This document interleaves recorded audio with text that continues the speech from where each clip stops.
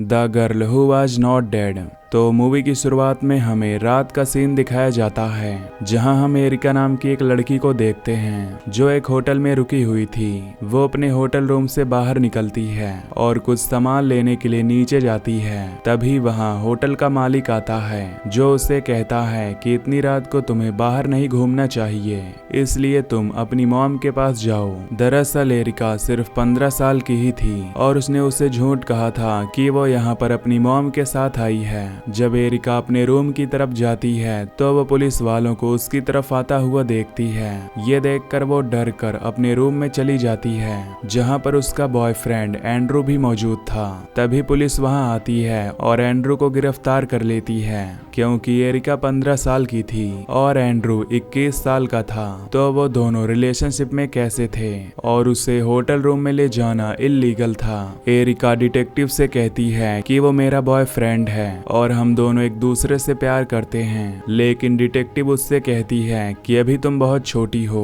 इसीलिए तुम्हें ऐसे होटल रूम में जाने का अलाउ नहीं है। फिर हम एरिका की माँ कैरी को देखते हैं, जो उसके लिए काफी ज्यादा परेशान हो रही थी और उसने ही पुलिस को कॉल करके बताया था कि उसकी बेटी कहीं पर चली गई है। तभी कैरी का बेटा वहाँ पर आ जाता है तो वह उससे जाकर सोने को कहती है और कुछ देर बाद डिटेक्टिव वहाँ पर एरिका को लेकर आती है, जिसे देखकर उसकी माँ गले से लगा लेती है और पूछती है कि तुम 3 दिन से कहाँ गायब थी। ये सुनकर डिटेक्टिव उसकी माँ को बताती है कि कैसे 3 दिन तक उसकी बेटी उसके बॉयफ्रेंड के साथ थी।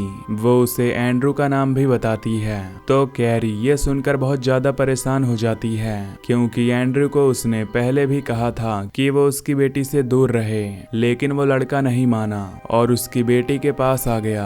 अगली सुबह एरिका का बिल्कुल भी मन नहीं लगता और वो अपना ब्रेकफास्ट भी फिनिश नहीं करती। उसकी माँ पूछती है तो वो गुस्सा हो जाती है और कहती है कि तुम खुद एक डिवोर्स ली हो, तो मुझे मत बताओ कि प्यार क्या होता है। तो कैरी एरिका को समझाने की कोशिश करती है कि वो अभी 15 साल की ही है, इसीलिए अपने बॉयफ्रेंड के साथ इंटीमेट नहीं हो सकती। लेकिन एरिका यह बात नहीं सुनती और तुरंत वहाँ से स्कूल चली जाती है, जहाँ पर एक साइकेट्रिस्ट उसकी काउंसलिंग करती है।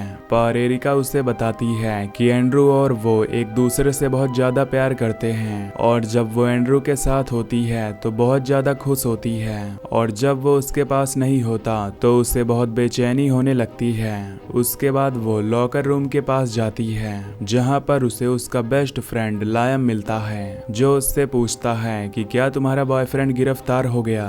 तो वो बताती है कि पुलिस उसे बहुत जल्दी छोड़ देगी।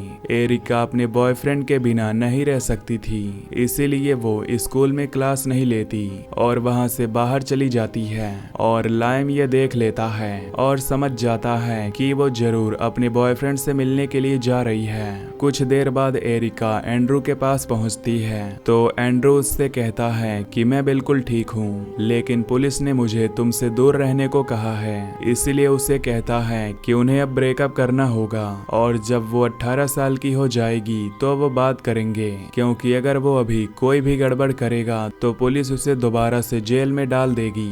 ये सुनकर एरिका तुरंत वहां से चली जाती है। घर पहुंचने पर उसके डैड भी वहां होते हैं, जो कि उसे समझाने लगते हैं कि अभी तुम बहुत छोटी हो, प्यार के चक्कर में मत पड़ो। लेकिन एरिका कहाँ किसी की बात मानने वाली थी। तभी वो वहां पर लायम को भी देखती है, जिसने उसके माता पिता को ये बता दिया था कि वह स्कूल में नहीं थी, बल्कि वो अपने बॉयफ्रेंड से मिलने गई थी। अब कैरी अपने एक्स हस्बैंड से कहती है कि वो उसकी बेटी को अपने साथ ही ले जाएं, लेकिन वो उसे कहता है कि उसकी दूसरी बीवी इससे परेशान हो जाएगी और उनका एक छोटा सा बच्चा है, तो एरिका के वहां आने से उसे भी काफी परेशानी होगी। ये सुनकर कैरी अब खुद ही डिसाइड करती है कि वो ही एरिका का ख्याल रखेगी। रात को वो उसके रूम में जाती है और उससे बात करती है, जहां एरिका उसे बताती है कि उसके बॉयफ्रेंड ने उससे ब्रेकअप कर लिया है। तो उसकी माँ उसे समझाती है कि तुम्हें चिंता करने की कोई जरूरत नहीं और अगर तुम्हें कोई भी चीज की जरूरत हो तो मुझे याद कर लेना। अगले दिन वो अपनी मॉम के लिए ब्रेकफास्ट भी बनाती है और धीरे धीरे एक महीना बीत जाता है। एक सुबह कैरी जब उसे स्कूल के लिए ड्रॉप करती है तो एरिका गाड़ी से बाहर जाने लगती है। तभी उसकी माँ उसे रोकती है और उसे खाना देती है। तो एरिका उसे गले से लगाकर आई लव यू कहती है। ये सुनकर कैरी काफी खुश होती है और घर चली जाती है। फिर एरिका लायम के साथ एक प्लेग्राउंड में जाती है जहाँ पर लायम एरिका से कहता है कि उसे उस लड़के से दूर रहना चाहिए क्योंकि वो उसे काफी बुरा लगता है। लेकिन एरिका को ये बात सुनकर बहुत गुस्सा आ जाता है। वो उल्टा लायम पर ही चिल्लाने लगती है। तो लायम उसे कहता है कि अगर उसका बस चले तो वो उसे जान से मार डाले। पर यह सुनकर एरिका उठकर वहां से चली जाती है। वहां का वेटर उनकी ये बात सुन लेता है जिससे उसे काफी अजीब लगता है। अब रात को कैरी एरिका के वापस आने का इंतजार कर रही थी पर तभी उसकी नजर न्यूज़पेपर पर पड़ती है। जब वो उसे देखती है तो उसमें लिखा था कि एना नाम की लड़की मिसिंग हो गई है। ये पढ़कर उसे अपनी बेटी की भी चिंता होती है और जब वो उसके रूम में जाती है तो उसे उसकी बेटी कहीं नजर नहीं आती। उसे लगता है कि शायद वो रात को कहीं पर गई होगी। लेकिन अगली सुबह होते ही जब वो फिर से अपनी बेटी के रूम में जाती है तो वो वहां पर नहीं थी।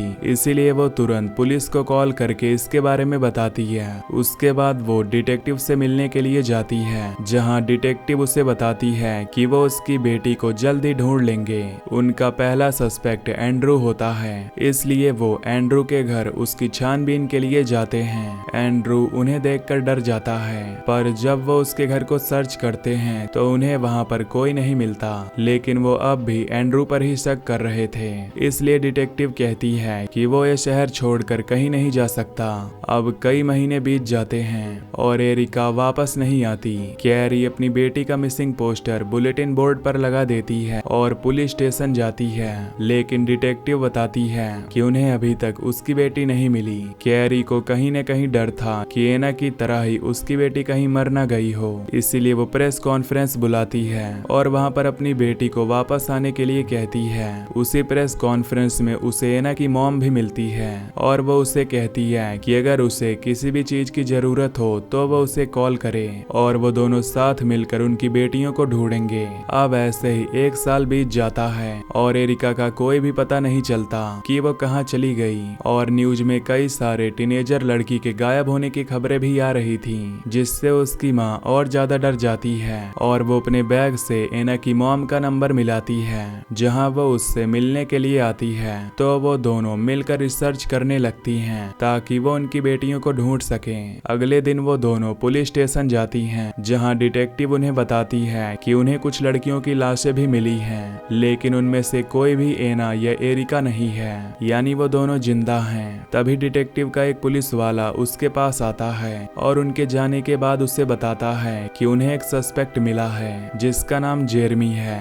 और उसने एक लड़की लाना को जान से मार डाला है और उसे जेल में डाल दिया है। रात में कैरी उसके बॉयफ्रेंड के घर के बाहर वेट करती है ये देखने के लिए कि शायद एरिका वहां तो नहीं, लेकिन उसे वहां से खाली लौटना पड़ता है। अगली सुबह वो वेटर पुलिस के पास आता है जहां वो उन्हें बताता है कि जो लड़की एरिका गायब हुई है वो और उसका एक दोस्त उसके प्लेग्राउंड में आए थे और वहां पर उसके दोस्त ने कहा था कि वो उसे मार डालेगा। अब ये सुनते ही पुलिस को लगता है कि शायद लायम सस्पेक्ट है और उसने ही एरिका को मार डाला हो। इसीलिए डिटेक्टिव तुरंत कैरी को कॉल करती है और उसे लायम के बारे में बताती है। तो कैरी उससे कहती है कि लायम तो बहुत ही शरीफ लड़का है, वो उसके भाई जैसा है, लेकिन फिर भी पुलिस लायम को पूछताछ के लिए बुलाती है। यहाँ डिटेक्टिव के पूछने पर वो बताता है कि उसे नहीं पता कि एरिका कहाँ पर है और उसने जो उसे मारने वाली बात कही थी वो बस मजाक था।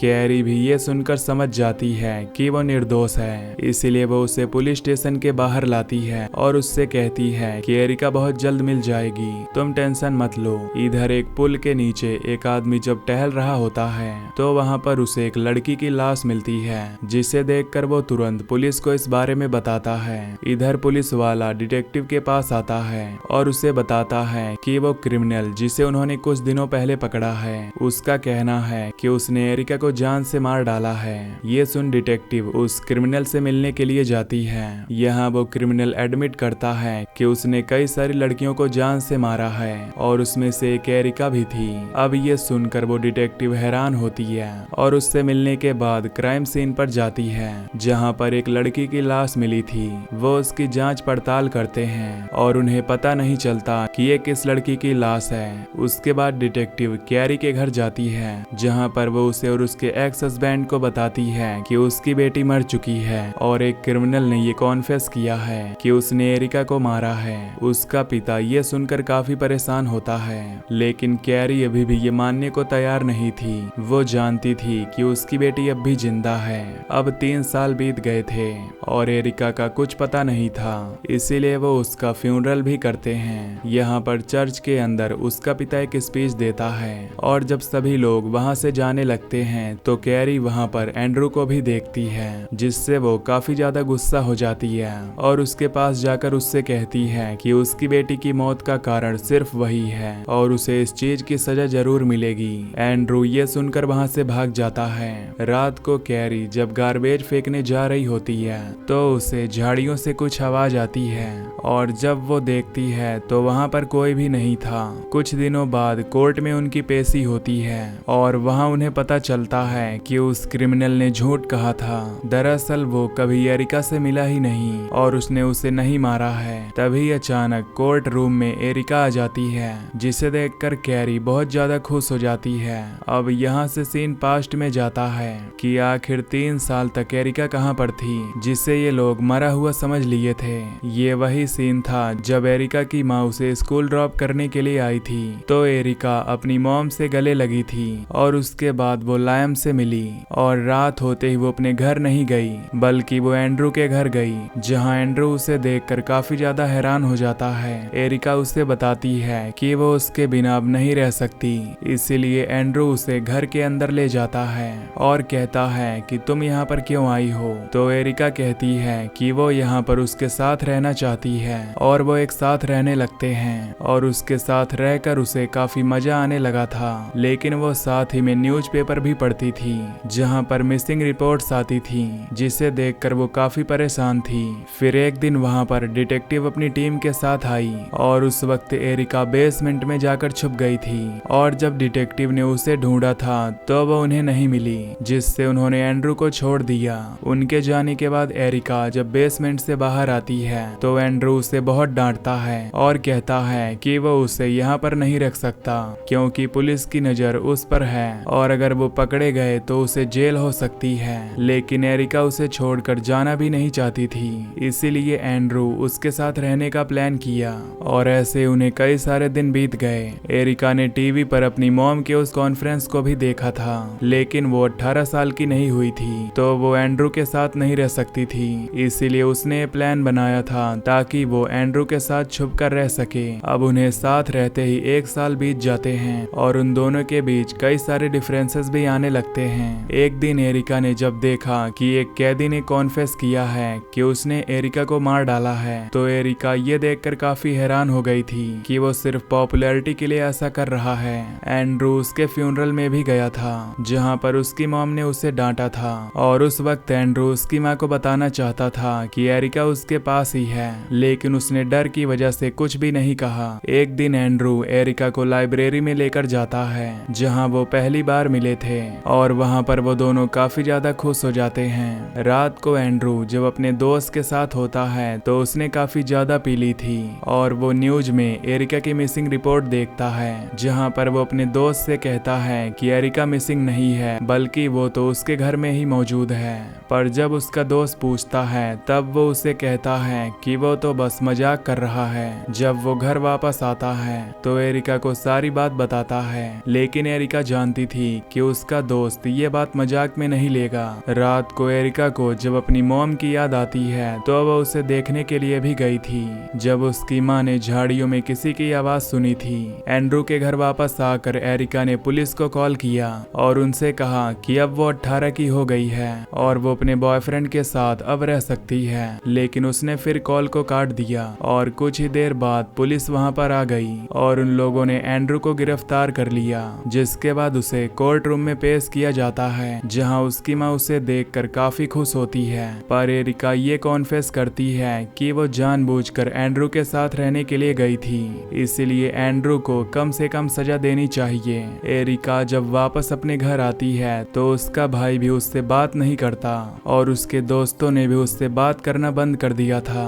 कुछ महीनों बाद जब एंड्रू जेल से वापस आता है तो एरिका और वो शादी कर लेते हैं और वो दोनों हमेशा के लिए एक साथ रहने लगते हैं और उसकी एंड्रू के मॉम के साथ भी बॉन्डिंग अच्छी हो जाती है और ये मूवी यहीं पर खत्म हो जाती है। तो दोस्तों, अगर आपको ये एक्सप्लेनेशन पसंद आई हो तो वीडियो को लाइक और चैनल को सब्सक्राइब कर दीजिए। Till then take care, love you, bye bye.